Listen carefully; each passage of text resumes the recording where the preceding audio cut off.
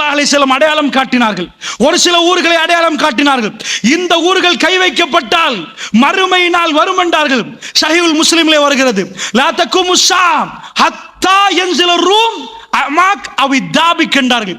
Amok அல்லது தாபிக் என்ற ஊருக்கு ரோமர்கள் வரும் வரைக்கும், ரோமர்கள் கைப்பற்றும் வரைக்கும் மறுமை நாள் வரவே வரவே வராது என்றார்கள். அல்லாஹ்வுடைய நல்லடியார்களே, இன்றைக்கு யுத்தம் நடக்கிறது.